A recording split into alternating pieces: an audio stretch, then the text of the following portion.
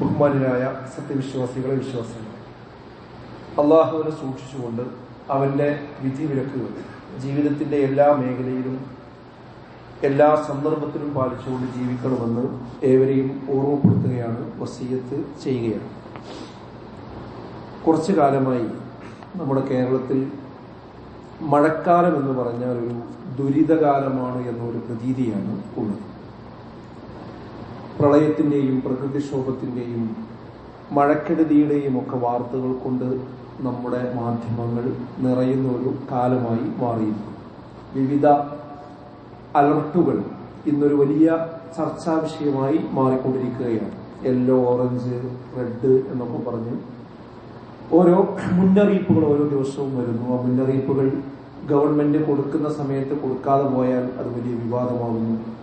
അങ്ങനെയൊക്കെയുള്ള ഒരു പശ്ചാത്തലത്തിലൂടെയാണ് നമ്മൾ കടന്നു പോകുന്നത്.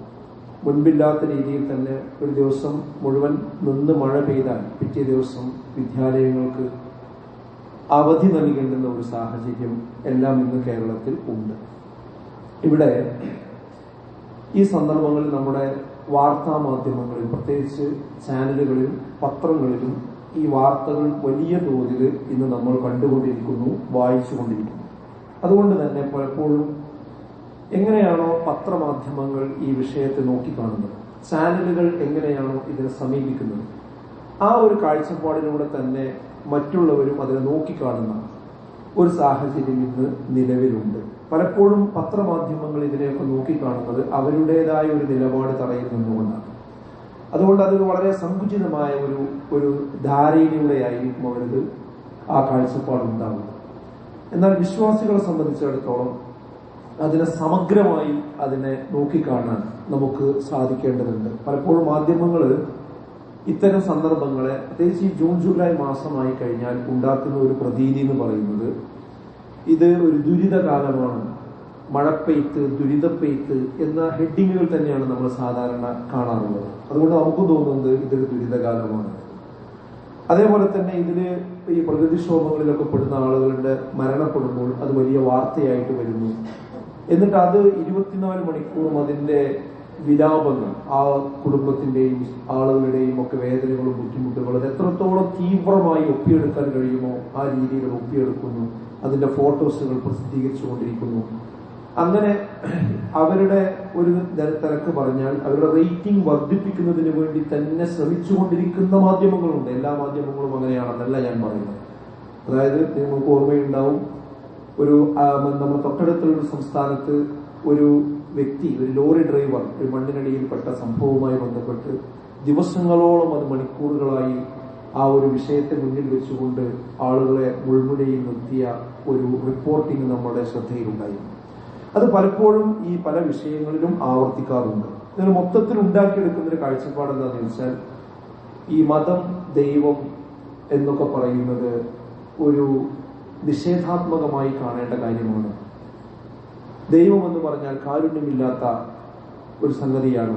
മതത്തിലൊന്നും വലിയ വിശ്വസിക്കേണ്ട കാര്യമില്ല. അങ്ങനെ ഒരു കാരുണ്യമാനായ ദൈവം ഉണ്ടെങ്കിൽ ഇങ്ങനെ പ്രയാസപ്പെടുത്തുമോ എന്നൊക്കെ രൂപത്തിലൂടെയാണ് പലപ്പോഴും ഇതിനെ ആഖ്യാനിക്കാറുള്ളത്. അതേപോലെ തന്നെ മറ്റൊന്ന്, രാഷ്ട്രീയമായ വിവാദങ്ങളിലേക്ക് വേഗം വഴിവെക്കുമെന്നതാണ്. അതിന്റെ കുറ്റം, അതിന്റെ കാരണം അതാരാണ് എന്ന് അങ്ങോട്ടും ഇങ്ങോട്ടും ആരോപണ പ്രത്യാരോപണങ്ങൾ കൊണ്ട് മുഖരിതമാകുന്ന ഒരു അന്തരീക്ഷത്തിലേക്കാണ് പിന്നെ പോകാറുള്ളത്. അപ്പൊ സ്വാഭാവികമായിട്ടും ജനങ്ങളും എന്ത് ചെയ്യും, ആ രീതിയിൽ അതിനെ പക്ഷം ചെയ്യും. എന്നിട്ട് ആർക്കാ തെറ്റുപറ്റി, യഥാർത്ഥത്തിൽ അവിടെ നടന്ന സംഭവത്തെ എല്ലാവരും മറക്കും. പിന്നീട് അതിനുള്ള ആരോപണ പ്രത്യാരോപണങ്ങളായിരിക്കും ആളുകളുടെ മനസ്സിൽ നിറഞ്ഞു നിൽക്കുക. ഇതിന്റെ ഇടയിൽ എന്ത് വരും, ജാഗ്രതാ അറിയിപ്പുകൾ വരും, ഈ സമയത്ത് ശ്രദ്ധിക്കേണ്ട കാര്യങ്ങളൊക്കെ വരാറ്. ഇങ്ങനെ കുറെ കാര്യങ്ങൾ മാധ്യമങ്ങളിലൂടെ വരും. ആ മാധ്യമങ്ങൾ എങ്ങനെയാണ് ഈ വിഷയത്തെ കൊണ്ടുപോകുന്നത് അതേപോലെയാണ് സ്വാഭാവികമായിട്ട് നമ്മൾ എന്ത് ചെയ്യുക, ചിന്തിച്ചു പോവുക. ഇവിടെ നമ്മൾ ശ്രദ്ധിക്കേണ്ടത്, വിശ്വാസികൾ ശ്രദ്ധിക്കേണ്ട ഒരു കാര്യം എന്താ വെച്ചാൽ, ഒന്ന്, നമ്മൾ സംഭവിക്കാൻ പാടില്ലാത്ത കാര്യങ്ങൾ. ഒന്നാമത്തെ കാര്യം എന്ന് പറഞ്ഞാൽ, ഈ കാലത്തെ കുറ്റം പറയുന്ന രീതി ഒരിക്കലും വിശ്വാസികൾക്ക് പാടില്ലാത്തതാണ്. കാരണം പിന്നെ പ്രമാണങ്ങളിൽ കാണാൻ പറ്റും, ലാ തസുബ്ദഹ ഫഇന്നല്ലാഹ ഹുവദ്ദഹ്. ഒരിക്കലും നിങ്ങൾ കാലത്തെ കുറ്റം പറയാൻ പാടില്ല. കാലം എന്ന് പറയുന്നത് നാം ആകുന്നു, അള്ളാഹു ആകുന്നു എന്നാണ്. അതായത് കാലം എന്ന് പറഞ്ഞാൽ നാമാണ്. അതിൽ നിങ്ങൾ എന്ത് ചെയ്യാൻ പാടില്ല, കുറ്റം പറയാൻ പാടില്ല എന്നത് ഇസ്ലാമിന്റെ അടിസ്ഥാനപരമായ ഒരു കാഴ്ചപ്പാടാണ്.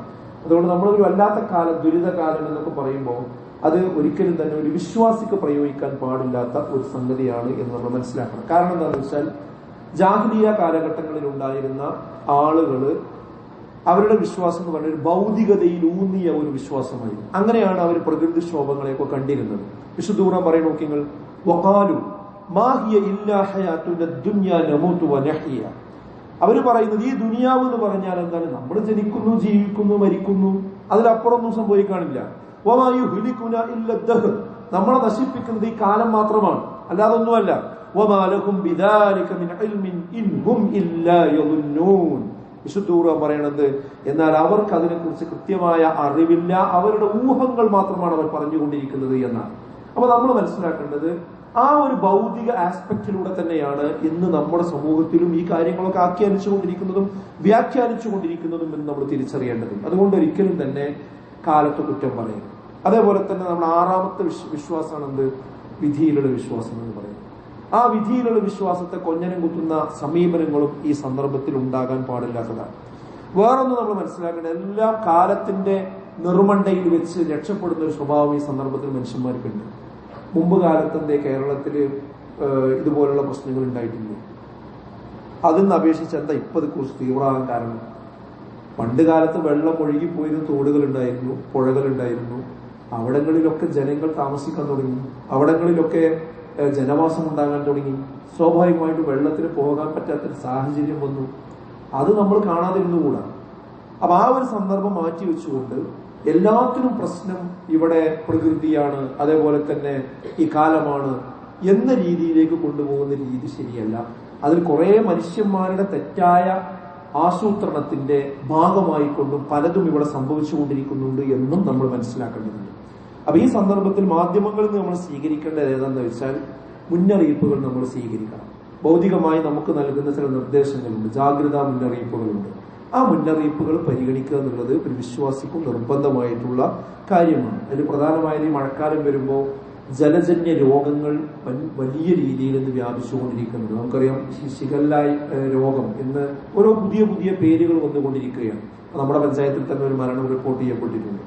അത് വെള്ളത്തിലൂടെയാണ് പകർന്നുകൊണ്ടിരിക്കുന്നത്. അപ്പോൾ പനിയും ഛർദിയും വയറിളക്കവും അങ്ങനെയുള്ള പ്രശ്നങ്ങളൊക്കെ വന്നു കഴിഞ്ഞാൽ അത് വെച്ചുകൊണ്ടിരിക്കുക എന്നത് ഒരിക്കലും തന്നെ ശരിയല്ല. അതിലേക്ക് വേഗം ചികിത്സ തേടേണ്ടതുണ്ട്. അങ്ങനെ ഈ മഴക്കാല സന്ദർഭത്തിൽ ഉണ്ടാകുന്ന രോഗങ്ങളെ കുറിച്ച് മാധ്യമങ്ങളിലൂടെ വരുന്ന മുന്നറിയിപ്പുകൾ സ്വീകരിക്കുകയും അതിനോട് നല്ല രീതിയിൽ പ്രതികരിക്കുകയും ചെയ്യുക എന്നൊരു വിശ്വാസിക്ക് നിർബന്ധമായ കാര്യമാണ്. അതേപോലെ തന്നെ ഈ റെഡ് അലർട്ട് എന്ന് പറഞ്ഞാൽ അതൊരു വളരെ ശാസ്ത്രീയമായി അവര് അപകടത്തിന് സാധ്യതയുള്ളത് കൊണ്ടാണ് റെഡ് അലർട്ട് എന്ന് പറയുന്നത്. അപ്പൊ ആ റെഡ് അലർട്ട് ഉള്ള ദിവസങ്ങളിൽ നമ്മൾ പ്രത്യേക യാത്രകളും കാര്യങ്ങളും ഒക്കെ ക്രമീകരിക്കേണ്ടതുണ്ട്. അതേപോലെ തന്നെ ചില യുവാക്കളെങ്കിലും ഈ മഴക്കാലത്ത് ബൈക്ക് കൊണ്ട് റൈഡ് നടത്തുകയും അതിസാഹസികതകൾ കാണിക്കുകയും വെള്ളച്ചാട്ടങ്ങളിലും മറ്റു സ്ഥലങ്ങളിലേക്ക് പോയി റീൽസ് എടുക്കുകയും അങ്ങനെ അതിന്റെ പേരിൽ ഒരുപാട് അപകടങ്ങളും വിളിച്ചു വരുത്തുകയും ചെയ്യുന്ന സാഹചര്യങ്ങളുമുണ്ട്. കഴിഞ്ഞ ദിവസം ഒരു ചെറിയ കുട്ടി കുളത്തിലേക്ക് എടുത്തു ചാടിയത് അവിടെയുള്ള ആരും കണ്ടില്ല. എല്ലാവരും റീൽസ് എടുക്കുന്ന തിരക്കിലാണ്. പക്ഷെ ആ കുട്ടി അതിനിടയിൽ ചാടി അവസാനം അതിന്റെ മയ്യത്തെടുക്കുന്ന രംഗം വളരെ ഹൃദയഭേദകമാണ്. അപ്പൊ നമ്മൾ മനസ്സിലാക്കേണ്ടത് ഇങ്ങനെയുള്ള വിഷയങ്ങളൊക്കെ നമ്മൾ ശ്രദ്ധിച്ചുകൊണ്ട് അപകടങ്ങൾ ഇല്ലാതിരിക്കുവാനുള്ള മുൻകരുതലുകൾ നമ്മുടെ മാധ്യമങ്ങളിൽ വരുന്നതൊക്കെ നമ്മൾ ശ്രദ്ധിക്കേണ്ടതുണ്ട്. അതോടൊപ്പം വിശ്വാസികൾ ചിന്തിക്കേണ്ടത് ഉമർ ബിൻ അബ്ദുൽ അസീസ് തന്റെ ഭരണകാലത്ത് പ്രകൃതിക്ഷോഭങ്ങൾ ഉണ്ടായപ്പോൾ അവിടെയുള്ള ഭരണാധികാരികൾക്ക് ഗവർണർമാർക്ക് കത്തിലൂടെ അറിയിച്ചൊരു സന്ദേശം. അതാണ് നമ്മൾ ശ്രദ്ധിക്കേണ്ട ഒരു കാര്യം. എന്താ അദ്ദേഹം പറഞ്ഞത്? കതബ ഉമർ ബിൻ അബ്ദുൽ അസീസ് റഹിമഹുല്ലാഹ്. ഉമർ ബിൻ അബ്ദുൽ അസീസ് റഹിമഹുല്ലാഹ് എഴുതിയാർക്ക് ഇലാ ഉമ്മാലിഹി ഇൻദമാ സുൽസിലത്തിൽ അർദ്. ഭൂകമ്പങ്ങൾ ഉണ്ടായപ്പോൾ അദ്ദേഹത്തിന്റെ ഗവർണർമാർക്ക് ഉദ്യോഗസ്ഥന്മാർക്ക് അദ്ദേഹം കത്തെഴുതി. ആ കത്തിലുണ്ടായിരുന്ന കൽപ്പന എന്താണെന്നോ, അയ്യമുറുന്നാസ്, ജനങ്ങളോട് നിങ്ങൾ കൽപ്പിക്കണം. എന്താ കൽപ്പിക്കേണ്ടത്? ബിത്തൗബതി വൽ ഇസ്തിഗ്ഫാരി വസ്സദഖ. അവരോട് ഇസ്തിഗ്ഫാർ നടത്താൻ പറയണം, അവരോട് തൗബ ചെയ്യാൻ പറയണം, അവരോട് സദഖ ചെയ്യാൻ പറയണം. അപ്പൊ ഒരു വിശ്വാസി ഇങ്ങനത്തെ ഘട്ടങ്ങൾ ഉണ്ടാകുമ്പോൾ ശ്രദ്ധിക്കേണ്ട കാര്യം എന്താണ്? ഇസ്തിഗ്ഫാറിനെ കുറിച്ചാണ് ചിന്തിക്കേണ്ടത്, സ്വന്തം പാപത്തെ കുറിച്ചാണ് ചിന്തിക്കേണ്ടത്. തന്റെ തെറ്റുകളെ കുറിച്ച് പശ്ചാത്തപിക്കുകയാണ് വേണ്ടത്. അഥവാ അള്ളാഹുവിലേക്കുള്ള ഒരു ഓർമ്മയാണ് യഥാർത്ഥത്തിൽ വിശ്വാസികൾക്ക് ഉണ്ടാകേണ്ടത്. പക്ഷേ ഇവിടെ എന്താ സംഭവിച്ചുകൊണ്ടിരിക്കുന്നത്? അള്ളാഹുവിൽ നിന്ന് നിന്നും മതത്തിൽ നിന്നും പൊതുവെ ഇത്തരം സന്ദർഭങ്ങളിൽ നിന്ന് വളരെ ബോധപൂർവം അജണ്ട വെച്ചുകൊണ്ട് തന്നെ ആളുകൾ അകറ്റിക്കൊണ്ടുപോകുന്ന വാർത്താ വായനകളാണ് നമ്മൾ കണ്ടുകൊണ്ടിരിക്കുന്നത്. ആ വാർത്തകളിൽ അഭിരമിച്ചുകൊണ്ടിരിക്കുന്ന വിശ്വാസികൾക്കും ഒരു വേള തോന്നിപ്പോവുകയാണെന്ന്, എന്തിനാ പടച്ചോനെ ഇടങ്ങാറാക്കുന്നത് എന്ന രീതിയിൽ മതവിശ്വാസത്തിൽ നിന്ന് അകറ്റിക്കൊണ്ടുപോകുവാൻ ഈ സന്ദർഭങ്ങളെ ഉപയോഗപ്പെടുത്തിക്കൊണ്ടിരിക്കുന്നു എന്നതാണ്. ഇവിടെയാണ് നമുക്ക് ശരിയായ കാഴ്ചപ്പാടിൽ വിശ്വാസിക്കുണ്ടാകേണ്ടത്. അഥവാ വിശുദ്ധ ഖുർആനിൽ നിന്ന് കൃത്യമായ ചില കാര്യങ്ങളുണ്ട്. ഇപ്പൊ നോക്ക്, നിങ്ങൾ മുമ്പ് ചൂരന്മലയിലും അതുപോലെയുള്ള നമ്മുടെ വയനാടിന്റെ വിവിധ പ്രദേശങ്ങളിലുണ്ടായ വലിയ ലാൻഡ്സ്കേപ്പ് നമ്മൾ കണ്ടതാണ്. ആ ഉരുൾപൊട്ടലിലൂടെ ചരിത്രത്തിൽ ഇന്ന് വരെ ഓർമ്മയില്ലാത്ത അനുഭവങ്ങളാണ് നമ്മൾ കണ്ടുപോയത്. ഇപ്പൊ ഈ കഴിഞ്ഞ ദിവസവും തന്നെ അവിടുന്ന് മണ്ണിടിയുന്നത് നമ്മൾ കണ്ടു. അതിന്റെ വീഡിയോ എല്ലാവരും കണ്ടിട്ടുണ്ടാവും. എല്ലാവരും ബസ് കാത്ത് നിൽക്കണം. കുറച്ച് ആളുകൾ നടന്നുകൊണ്ടിരിക്കുന്നു, കടയിലേക്ക് പോയിക്കൊണ്ടിരിക്കുന്നു. വളരെ ശാന്തമായിട്ട് എത്ര നിമിഷങ്ങൾ കൊണ്ടാണ് ആ വെള്ളം കെട്ട് വന്നിട്ട് ജനങ്ങൾ ആ ഒരു ലോറി ഇങ്ങോട്ട് പറകോട്ട് വരുന്ന രംഗം നോക്കി. എത്രയും വലിയ ലോറിനെ ഒന്നിച്ചു കൊണ്ടുവരാൻ കഴിയാന്ന് പറഞ്ഞാൽ അതിനടിയിൽപ്പെട്ട ആൾക്കാരുടെ ഇന്റർവ്യൂ പിന്നെ നമ്മൾ കണ്ടിരുന്നു. ഇത്തരം ദൃശ്യങ്ങൾ കാണുമ്പോൾ നമ്മളെ മനസ്സിൽ വരേണ്ട കുറച്ച് ആയത്തുകളുണ്ടെന്ന് ഞാൻ പറയുന്നു.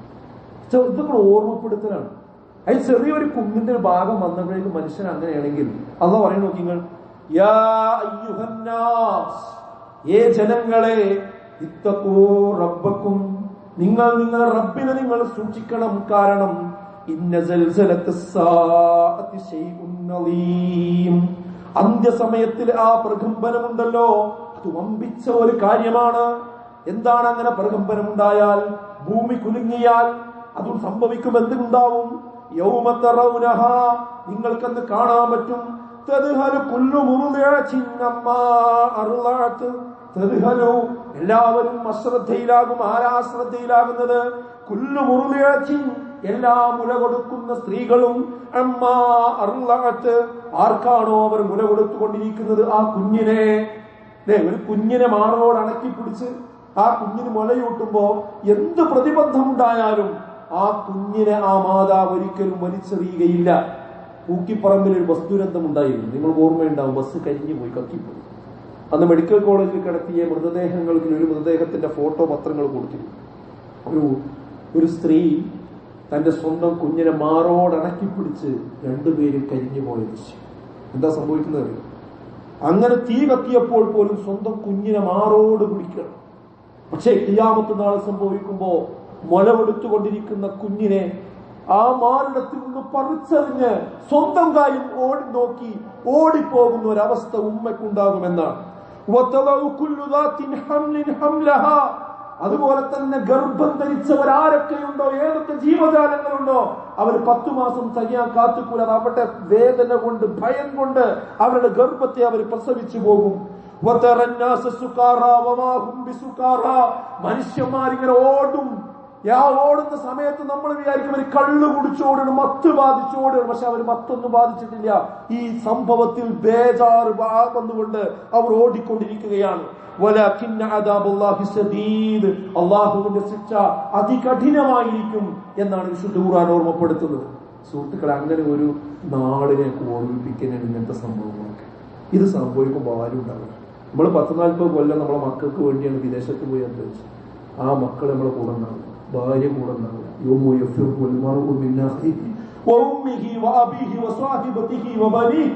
വിശുദ്ധ ഖുർആൻ പറയാം, നാളെ പരലോകത്തോടുന്ന ഓട്ടം. ആരും പരസ്പരം കണ്ട് അങ്ങോട്ടും ഇങ്ങോട്ടും മുണ്ടൂല. അവനാന്റെ കാര്യം വിചാരിച്ച് ഓടുന്നൊരവസ്ഥയുണ്ടാകുന്നുണ്ട്. ഖിയാമത്ത് നാൾ വരുമ്പോഴുള്ള സന്ദർഭം പറയും നോക്കി നിങ്ങൾ. അന്ത്യനാൾ സംഭവിക്കുക തന്നെ ചെയ്യും. എങ്ങനെ?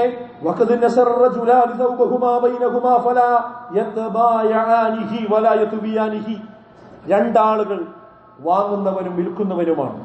തങ്ങളുടെ വസ്ത്രം വിരിച്ച് അവർ അങ്ങോട്ടും ഇങ്ങോട്ടും വരെ നോക്കിക്കൊണ്ടിരിക്കുക, സാധനം കച്ചവടം നടത്തിക്കൊണ്ടിരിക്കുക. അപ്പൊ അന്ത്യദിനം സംഭവിക്കുക തന്നെ ചെയ്യും. എന്നാൽ അതിൽ കച്ചവടം നടത്തുന്നവനോ അത് മടക്കി വെക്കുന്നവനോ അത് ചെയ്യാൻ കഴിയില്ല. ഒരു വിരിപ്പെടുത്തുങ്ങാണ്ട് മറ്റവന്റെ കൈ കൊടുത്തിട്ട് അത് മടക്കിക്കൊണ്ടിരിക്കുന്ന സമയത്ത് അത് സംഭവിക്കുന്നത് വെച്ചാൽ അത് മടക്കി പൂർത്തിയാക്കാൻ കഴിയില്ല. അതിനിടക്ക് സംഭവിക്കും. അന്ത്യദിനം വരും.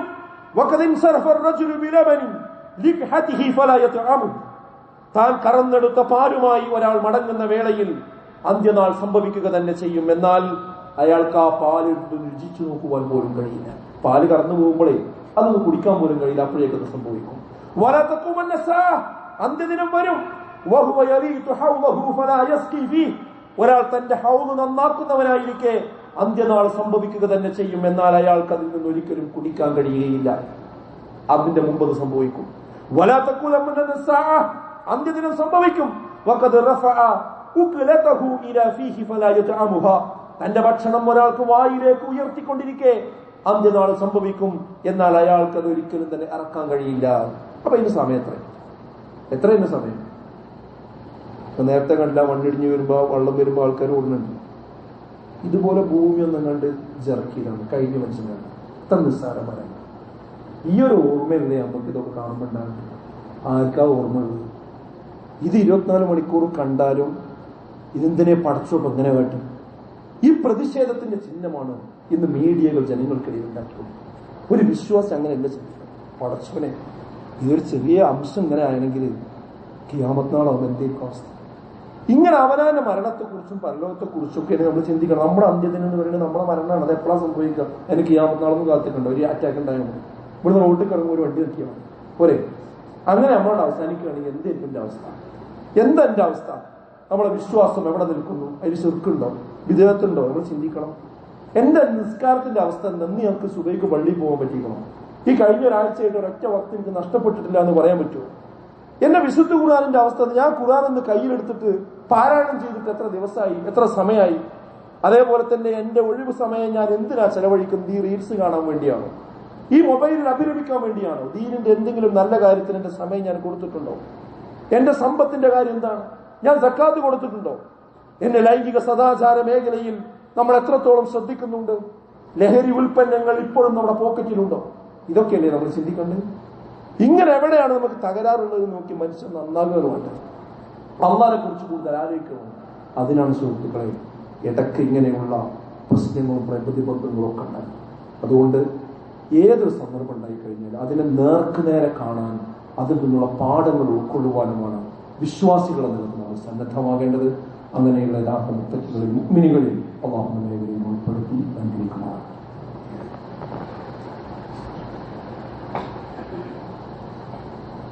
അൽഹംദുലില്ലാഹ് വസ്സലാത്തു വസ്സലാമു അലാ റസൂലില്ലാഹ് വഅലാ ആലിഹി വസഹ്ബിഹി അജ്മഈൻ. ബഹുമാനനായ സത്യവിശ്വാസികളെ, വിശ്വാസികൾ, അള്ളാഹുവിനെ ജീവിക്കണമെന്ന് ഒരിക്കൽ കൂടി ഓർമ്മപ്പെടുത്തുകയാണ്, വസിയത്ത് ചെയ്യുകയാണ്. പ്രകൃതി ദുരന്തങ്ങളും വിഷയങ്ങളൊക്കെ ഉണ്ടാകുമ്പോൾ പല ചോദ്യങ്ങളും നമ്മുടെ മുമ്പിൽ കടന്നു വരാറുണ്ട്. ആ ചോദ്യങ്ങളെയും ഒരു വിശ്വാസി അഡ്രസ് ചെയ്യണം. അതിലൊരു പ്രധാനപ്പെട്ട ചോദ്യമുണ്ട്, ഞങ്ങളിപ്പോൾ എന്ത് തെറ്റും ചെയ്തു, എന്തിനാ പെങ്ങളെ ഇറങ്ങാറക്കണം? അല്ലെങ്കിൽ കുട്ടികൾക്കും അതിൽ കുറേ കുട്ടികളെല്ലാം വെച്ച്, അവരെ സ്ത്രീകളെല്ലാം വെച്ച് എന്തിനാ അവർ കഷ്ടപ്പെടുന്നത്? ഇവിടെയൊക്കെ ഒരു വിശ്വാസിക്ക് ഉണ്ടാവേണ്ട കാര്യം എന്താ വെച്ചാൽ, ഈ തെറ്റ് ചെയ്യുന്നവർക്കാണ് ഇതുപോലെയുള്ള പ്രശ്നങ്ങളൊക്കെ വരിക എന്നുള്ള മനോഭാവം ആദ്യം നമ്മൾ തിരുത്തണം. അങ്ങനെ മാത്രമല്ല, അങ്ങനെ സംഭവിക്കും.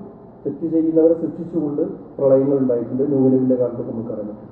പക്ഷെ എല്ലാ പ്രളയങ്ങളും എല്ലാ ദുരന്തങ്ങളും തെറ്റ് ചെയ്തവരെ മാത്രം നോക്കി ചെയ്യുന്നു എന്ന ആ കാഴ്ചപ്പാട് ശരിയല്ല. കാരണം ഇത് പരീക്ഷണത്തിന്റെ ഭാഗമായിട്ടുണ്ട്. ഇങ്ങനെയൊക്കെ സംഭവിച്ചാൽ എന്താ മനുഷ്യന്മാർ എങ്ങനെ പ്രതികരിക്കുന്നത്? ഒരു വിശ്വാസം അപ്പോഴാണ് ശരിക്കും പുറത്തേക്ക് വരിക. അപ്പൊ അങ്ങനെയും നമ്മൾ എന്ത് ചെയ്യേണ്ടതുണ്ട്, മനസ്സിലാക്കേണ്ടതുണ്ട്. പിന്നെ പലരും പറയാറുള്ളത്, ചാനലുകാരൊക്കെ പറയാറുള്ളത് എന്താ വെച്ചാൽ, എങ്ങനെ ഈ കുടുംബത്തിനെ പറഞ്ഞ് സമാധാനിപ്പിക്കും, ഇവരോട് എന്ത് സമാധാനത്തിന്റെ വാക്ക് പറയും എന്ന് ഞങ്ങൾക്ക് മനസ്സിലാണില്ല എന്ന് പലപ്പോഴും പറയാറുണ്ട്. ഇവിടെ നമ്മൾ വിശ്വാസികൾക്ക് ഇതിനൊക്കെ ഉത്തരമുണ്ട്. എന്താ ഉത്തരം? ഈ ലോകം എന്ന് പറയുന്നതല്ല യഥാർത്ഥത്തിലുള്ള ജീവിതം. ശരിക്കും നമുക്ക് നന്മയും തിന്മയും ഒക്കെ കിട്ടുന്ന ലോകം എന്ന പരലോകമാണ്, മരണത്തിന് ശേഷമാണ്. അതുകൂടി ക്ലിയർ ആയാൽ ആ പ്രശ്നത്തിന് ഉത്തരായി. വിശുദ്ധ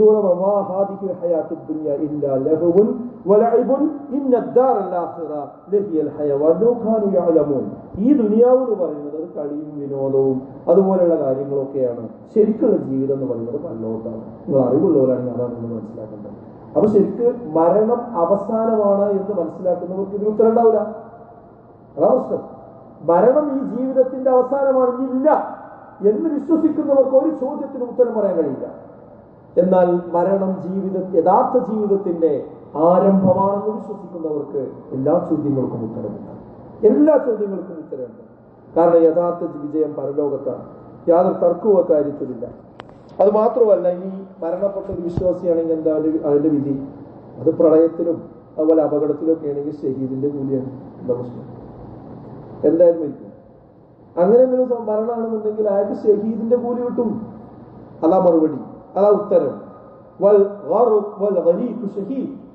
മുങ്ങി മരിച്ചവൻ ഷഹീദാവുന്നത്. അത് റസൂലുള്ളാഹി സ്വല്ലല്ലാഹു അലൈഹി വസല്ലം പറഞ്ഞതാണ്. പിന്നെ എന്തുകൊണ്ട് ഇങ്ങനെ സംഭവിക്കുന്നു? ഇവിടെ നമ്മൾ മനസ്സിലാക്കേണ്ടത് ഇതൊന്നും യാദൃശ്ചികമല്ല. ഇതൊക്കെ നേരത്തെ രേഖയിൽ രേഖപ്പെടുത്തിയിട്ടുണ്ട്. ഞാൻ എന്ന് മരിക്കണം, എങ്ങനെ മരിക്കണം, ഇവിടെ ഏത് മല ആദ്യം ഇളകണം, എവിടെ പ്രകൃതിക്ഷോഭം ഉണ്ടാണ്, എവിടെ ഭൂമി കൊടുക്കുന്നതാണ്. നമുക്ക് തോന്നുന്നത് ഇപ്പം അങ്ങനെ സംഭവിക്കുന്നത്.